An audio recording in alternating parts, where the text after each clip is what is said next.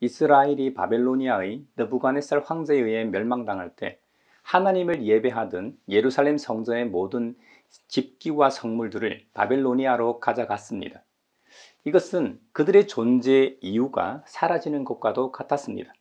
물론 하나님은 영이시기 때문에 예배하는 자가 언제 어디서든지 영과 진리로 찬양하고 예배하기만 하면 됩니다만, 솔로몬이 성전을 건축할 당시 솔로몬은 누구든 이 성전을 향하여 주님께 부르짖으며 들어주십사 간청하였고, 하나님께서는 그것에 응답하셨습니다.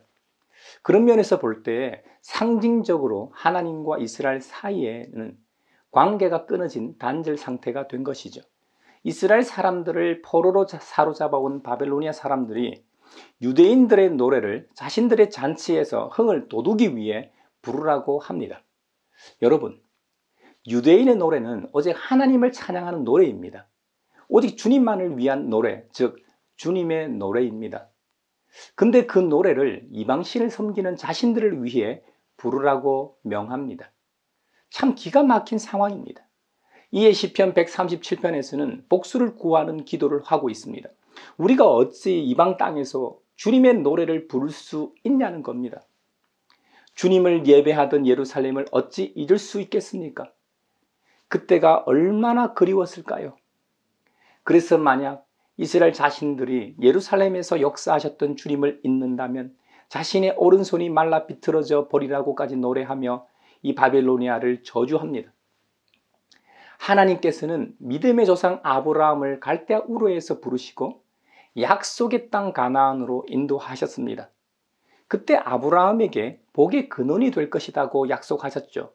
한 가정으로 시작하여 큰 민족이 되고 크게 이름을 떨치게 하셨습니다. 아브라함을 축복하는 사람에게는 주님께서 복을 베푸셨고, 아브라함을 저주하는 사람에게는 주님께서 저주를 내리셨습니다. 또한 땅에 사는 모든 민족이 아브라함으로 말미암아 복을 받았습니다. 이 약속의 말씀은 430년이 지나 모세를 통해 주신 율법으로 이어집니다. 신명기 28장에서는 복과 저주에 대한 말씀이 기록되어 있습니다. 하나님의 말씀에 순종하면 복을 받고 하나님의 말씀에 불순종하면 저주를 받는다는 헌법과도 같은 말씀입니다. 둘 다 행위와 관련이 있었습니다. 하나님께서는 말씀하신 대로 살면 복을 받는 것이고, 반대로 살면 화를 당한다는 경고의 메시지였습니다. 신명기 28장은 총 68절이나 됩니다. 그 중에 복에 관한 말씀이 14절이고 저주에 관한 말씀은 34절이나 됩니다. 저주도 나쁜 말씀은 아닙니다. 저주의 상황들을 기록해 놓지 않았다면 어떻게 그것이 저주인 줄 알겠습니까? 그 행동이 하나님께서 싫어하시는 것인지 저주를 받는 것인지 어떻게 알겠습니까? 그러니 그 말씀도 감사할 수밖에 없는 은혜의 말씀인 것이죠. 이와 같이 모세를 따라 출애굽한 히브리 노예들은 40년 광야길을 지나 요단강을 건너 약속의 땅으로 들어가 안착해 살았습니다. 그러나 시간이 지남에 따라 그들은 좌로나 우로나 치우치지 말라고 하셨는데 자신들 소견에 옳은 대로 행하기 시작했습니다. 그리고 주님께서 금기시했던 불순종을 하게 됩니다. 특히 우상숭배를 말이죠. 그래서 들어와도 복을 받고 나가도 복을 받는 인생이 아니라 들어와도 저주를 받고 나가도 저주를 받는 인생이 되고 말았습니다. 결국 북이스라엘은 BC 722년 아시리아의 살마네셀 황제에 의해 멸망하게 되고, 남유다는 BC 586년 바벨로니아의 느부갓네살 황제에 의해 멸망하게 됩니다. 오늘 본문인 예레미야 애가는 예루살렘 함락과 이스라엘의 완전한 멸망에 대한 단식이요 애곡입니다. 찬란한 다윗 시대와 지혜로운 솔로몬 시대에는 예루살렘에 얼마나 많은 사람들이 왕래했습니까? 바벨로니아 제국에서, 이집트 제국에서, 유럽의 여러 나라에서, 거의 세계에서 각종 무역상들이 비즈니스를 하러 왔습니다. 각국에서 다윗과 솔로몬의 명성을 듣고 찾아오기도 했습니다. 정말 태평성대를 누리며 모든 백성들이 풍요롭게 평화를 누리며 살았습니다. 그 옛날을 그리워하며 이제는 어찌 이리 적막하게 되었는고, 예전에는 문 나라 가운데 으뜸이었고 모든 나라 가운데 여왕이었는데 이제는 과부의 신세가 되고 종의 신세가 되었구나 하며 슬퍼하는 노래가 바로 예레미야 애가입니다. 잘 나갈 때는 모두가 친구여 연인 사이 같이 되었는데 지금은 위로하는 이 하나 없고 모두가 원수가 되었구나 하고 눈물을 흘리며 통곡하고 있는 것입니다. 그런데 여러분, 나라가 패망하여 노예로 끌려와 큰 고난을 겪고 있는 상황에서도 희망이 있다고 예레미야 애가는 노래합니다. 그렇다면 희망의 근거가 무엇일까요? 바로 주님의 한결같은 사랑이 다함이 없기 때문입니다. 주님의 극렬하심이 끝이 없기 때문입니다. 예전에 교회에서 많이 불렀던 찬양 중에 주의 인자는 끝이 없고 라는 노래가 있습니다. 주의 인자는 끝이 없고 그의 자비는 무궁하며 아침마다 새롭고 늘 새로우니 주의 성실이 금이라 성실하신 주님 이라는 곡이죠. 이 곡의 배경 성경 구절이 바로 평화로운 아침에 지어진 것이 아닙니다. 고통이 가장 극심할 때 불려진 노래입니다. 인간은 원래 가장 약할 때 하나님을 찾게 되어 있습니다. 자신의 무기력함, 자신의 무능함, 도저히 어찌할 수 없는 처지에서 붙잡을 때 없을 때 최후의 보루로 부르는 이름이 하나님입니다. 우리 하나님은 아무리 죄 많은 인생이라도 주님을 기다리는 사람에게 찾아오십니다. 주님을 찾는 사람에게 응답하십니다. 오셔서 구원하시는 분이십니다. 그러므로 우리는 주님께서 구원하여 주시기를 참고 기다려야 합니다. 이것이 성경의 가르침입니다. 절망 가운데서 기록한 예레미야 애가를 통해 우리에게 말씀하시는 아버지 하나님의 마음입니다. 그러니 당신에게 지금 어려운 일이 있습니까? 감당하기 힘든 일이 있습니까? 구원을 주시는 주님의 때를 참고 기다리십시오. 한결같은 사랑으로 끝이 없는 긍휼하심으로 우리를 바라보시는 주님을 찾고 기다리십시오. 그리고 이렇게 노래합시다. 주의 인자는 끝이 없고 주의 자비는 무궁하며 아침마다 새롭고 늘 새로우니 주의 성실이 큼이라 성실하신 주님이라고 매일 아침을 시작하실 때마다 노래하십시오. 여러분이 노래하는 그 주님께서 약속하신 것처럼 여러분과 함께 동고동락 동행하실 겁니다. 우리 자신이 어려울 때마다 예레미야 애가에서 노래하는 것처럼 절망하지 말고 희망의 노래를 부르는 저와 여러분이 되길 바랍니다.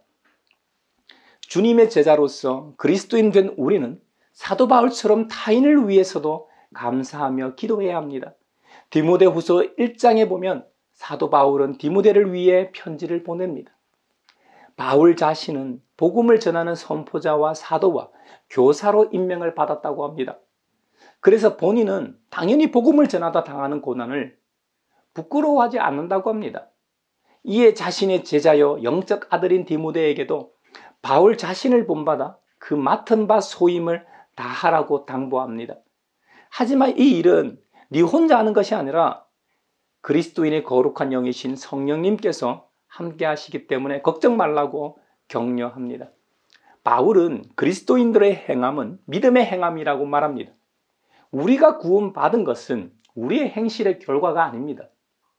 하나님의 계획과 은혜 때문입니다. 이 은혜는 영원 전에 이미 그리스도 예수 안에서 우리를 향하신 하나님의 계획이었습니다. 사실 우리가 우리의 노력으로 제 아무리 애쓰고 힘써도 하나님의 영광에 이룰 수 없습니다. 그것은 애초 불가능합니다. 어떤 초인적인 존재가 존재해야만 우리와 하나님 사이에 가로막고 있던 죄라는 녀석을 제거할 수 있습니다. 그래서 하나님께서는 죄 없으신 아드님, 우리 주 예수 그리스도를 이 땅에 보내셔서 십자가의 대속 사건을 통해 우리의 죽음을 패하시고 썩지 않을 영광을 주셨던 것입니다. 이것을 우리는 복음이라고 합니다. 바울은 디모데에게도 복음을 위하여 고난에 동참하라고 권면합니다. 이 말은 우리에게도 적용됩니다. 우리가 직접적으로 복음을 전하다 고난을 받을 수도 있을 겁니다. 그때 고난당함을 부끄러워하지 말라는 것이죠. 또한 가장 가까운 이웃인 가족에게도 적용됩니다. 가족이기 때문에 서로 상처 주고 받지만 별말을 하지 않고 참고 살아갑니다. 그러다 오은영 박사님한테 가면 수련회식 고해성사를 하게 되지 않습니까? 그뿐만 아니라 같은 믿음의 형제 자매를 위해서도 마찬가지입니다. 사실 어찌 보면 교회 안 생활에서 더 많은 상처를 주고받을 수 있습니다. 그때 복음을 위하여 고난을 함께 겪으라는 말로도 적용해 볼 수 있을 겁니다. 찬양대나 찬양팀으로 섬기다가 마음이 상할 수도 있고, 주차 봉사하다 좋은 자리 주차하려는 사람과 실랑이를 벌일 수도 있고, 예배 후 먼저 빠져나가기 위해 다툴 수도 있어. 이 일로도 마음이 얼마든지 상할 수 있습니다. 심지어 예배 후 주차장에서 욕하고 싸우는 경우도 있다고 들었습니다. 식당에서 마음이 상하는 경우를 많이 보았습니다. 믿음의 가족들이 예배 전후로 함께 둘러앉아 식사를 하는 것은 정말 아름다운 장면입니다.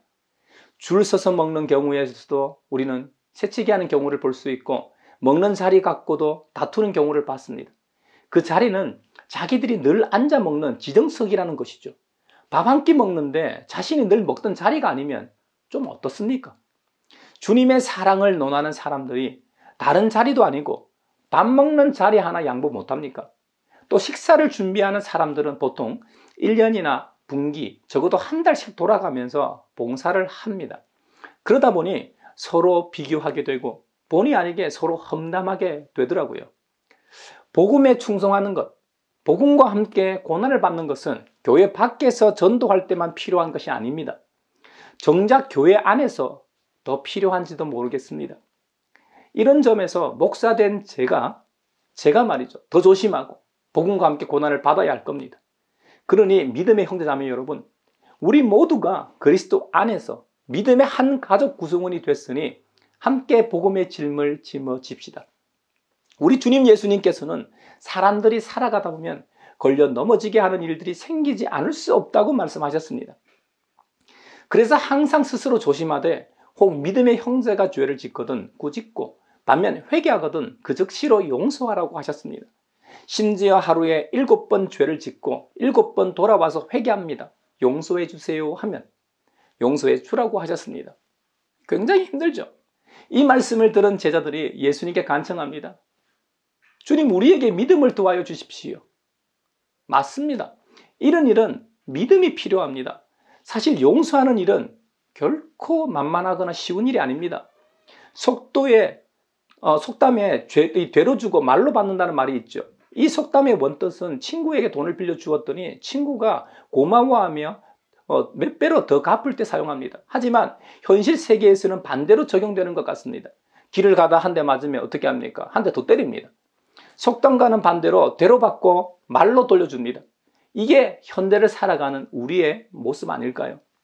그래서 제자들이 주님의 말씀을 듣고 보니 좋은 말씀이긴 하나 우리 힘으로 불가능하기 때문에 주님께 우리에게 믿음을 더하여 달라고 간청하였던 것이죠. 이에 주님께서 이렇게 말씀하셨습니다. 너희에게 겨자씨 한 알만한 믿음이라도 있으면 이 뽕나무들어 뽑혀서 바다에 심기어라 하면 그대로 될 것이다 하고 말씀하셨습니다. 겨자씨는 정말 작은 씨앗입니다. 우리에게 그만한 믿음도 없다는 의미일 겁니다. 우리의 믿음이라는 것이 믿음 생활하기 좋은 환경에서는 믿음 좋은 것 같이 보이지만 시험이 오면 금방 넘어지고 마는 믿음이라는 의미에서 하신 말씀일 겁니다. 그러니 우리 모두 교회 생활 좀 오래 했다고 해서 자만하지 맙시다. 또 비유를 하나 드셨습니다. 우리 가운데서 누구에게 밭을 갈거나 양을 치는 종이 있다고 가정해 보라는 겁니다. 그 종이 하루 종일 수고하고 들에서 돌아왔을 때 어서 와서 식탁에 앉아라고 하고 그에게 말할 주인이 어디에 있겠느냐는 겁니다. 오히려 그 종에게 말하기를 너는 내가 먹을 저녁을 준비하여라. 내가 먹고 마시는 동안에 너는 시중을 들고 내가 다 먹고 난 다음에 먹고 마셔라 하지 않겠느냐는 겁니다. 그렇다고 그 종이 주인이 명령한 대로 했다고 주인이 이 종에게 고마워하겠습니까? 오히려 당연하게 생각하겠죠. 이와 같이 주님의 제자된 우리도 주님의 명령대로 다 하고 나서 우리는 쓸모없는 종입니다. 우리는 마땅히 해야 할 일을 하였을 뿐입니다. 하라고 하십니다. 좀 서운한 말입니다. 칭찬은 고래도 춤춘다고 했는데 좀 알아주시면 더 좋을 것 같은데 복음을 위해 한 일을 생색내지 말라고 말씀하십니다. 여러분, 그렇다고 우리 주님께서 모르시겠습니까? 아닙니다. 우리 주님은 천지를 지으신 창조주이십니다. 이 세상의 모든 일은 주님의 주권 아래에 있습니다. 하지만 주님의 주권적인 개입이 필요할 때를 제외하고 각 나라의 정치, 경제, 사회, 문화 등 모든 사건, 사고에 관여하시는 것은 아닙니다. 세계 정세가 돌아가는 것에 일일이 관여하시며 주님께서 역사하시는 것도 아닙니다. 이것은 하나님께서 만들어 놓으신 창조 섭리와 자연 법칙과 질서라는 큰 틀 안에서 우리에게 주신 자유의지에 따라 작동하는 것입니다. 그렇기 때문에 우리 사회에는 이해할 수 없는 일들이 일어나고 불의가 존재하는 것입니다. 그렇다고 주님의 창조 이후에 눈 감고 귀 닫고 계시는 분이라는 말이 아닙니다. 예수 그리스도의 성육신 사건과 구속 사건과 같은 주권적 개입이 필요할 때 간섭하십니다. 또 그리스도인들의 간절한 기도와 간구에 응답하시는 분이십니다. 악이 지배하는 것 같은 이런 환경에서 그리스도인으로 살아간다는 것은 참으로 어려운 일입니다. 타인은 우리에게 사랑을 베풀지 않는데 우리는 주님의 사랑으로 그들에게 사랑을 행해야 합니다. 이웃 사랑에 대한 엄중한 명을 우리는 받았고 지켜야 합니다. 사랑하는 가족에서부터 교회 생활을 함께하는 믿음의 형제자매들과 그리고 우리 개개인이 속해 있는 시민사회에서도 주님의 명령대로 우리는 살아가야 합니다. 이것이 주님의 말씀입니다.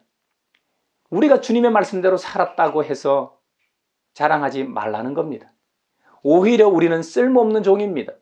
우리는 마땅히 해야 할 일을 했을 뿐입니다. 하고 말하는 것이죠. 그 이유는 주님은 불꽃 같은 눈으로 우리의 일거수일투족을 다 보시고 계시기 때문입니다. 아무도 보는 이 없을 때 우리와 함께 하시기 때문입니다. 그러니 우리가 복음을 위해 살았던 그 모든 것을 다 기억하고 계시다는 말입니다.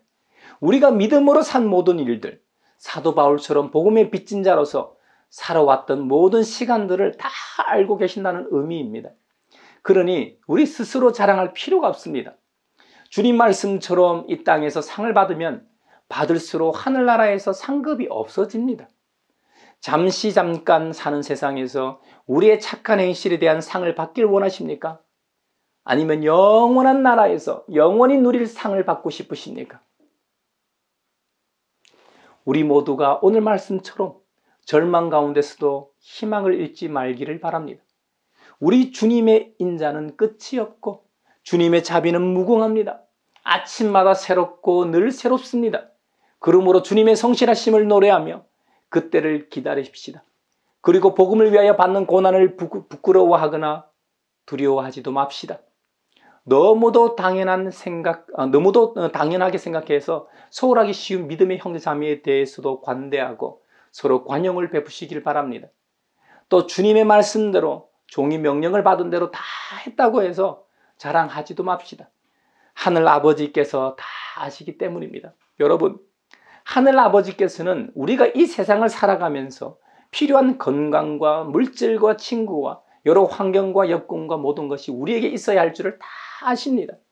무엇보다 우리에게 성령님을 보내셔서 우리가 주님께서 원하시는 삶을 살도록 하셨습니다.